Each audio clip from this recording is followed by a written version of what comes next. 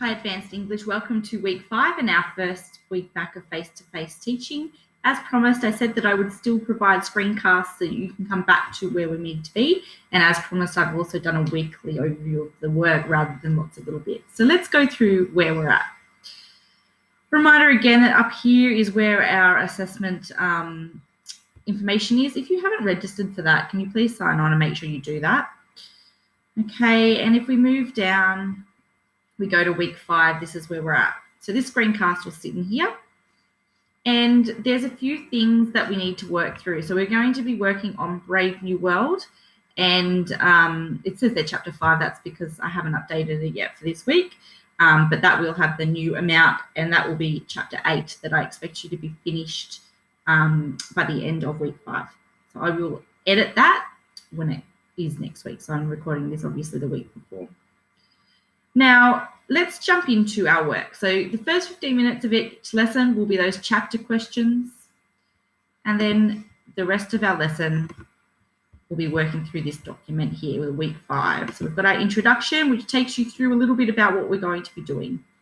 So the first thing is we're going to focus on our assessment task and looking really clearly at what a multimodal presentation is.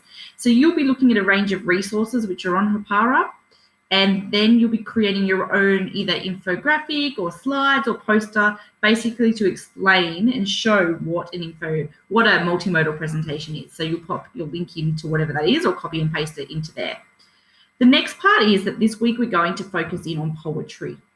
So we're going to look at how poems can create meaning and investigate the whole concept of how narratives shape the world through poetry. So I'm going to start with a fairly long and significant poem, T.S. Eliot's The Wasteland, and I want to talk a little bit about the canon of English literature and the significance of the canon. And I will do, just like I did with our first text that I looked at this week, we'll be looking at that and analysing that as a class. So that's quite a chunk of our lesson. It actually is a very, very long poem. It takes about 25 minutes to read it from start to finish, so we'll watch a YouTube clip to engage with that, and then I will take you through your analysis, and you'll find that analysis will sit in here. Okay, and the link to the poem, if you wanted to go back to it, is also in there. Okay, so once you've finished that, there are 2 poems that you're going to actually analyse, and I'm going to get you to do it in groups of 3, but you all need to share obviously the screencast, the doc here, so that you've all got the information, because it is really important that you do that. Close that up there. Okay, so if I jump back in here, you'll see down here that there are the information on multimodal.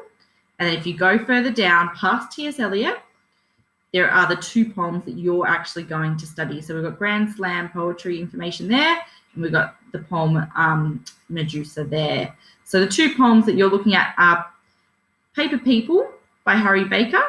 That's our second poem. And On the Medusa of Leonardo da Vinci in the Florentine Gallery. Okay, so they're the 2 poems that you're going to analyse there. Okay, so you've got your 2 scaffolds there. We've done enough of these now that I hope that it's pretty clear what's expected in those, and then we will be sharing what we've done in terms of those.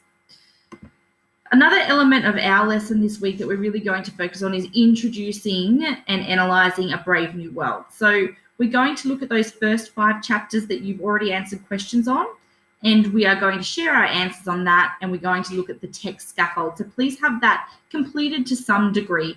I wouldn't expect, the idea is that you'll put more and more depth into that particular text scaffold as we learn, but you should be able to do some form of research to start that off. You know, the areas that I would expect are not as detailed would be perhaps the language techniques and things like that. Those sections you'll build as time goes by.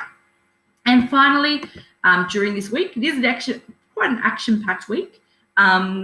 We're going to have some time to work on our assessment task, and also you're going to share the text that you've chosen and the topic that you've chosen with the class as well. So that's an overview of week 5 for us, and I will see you in school.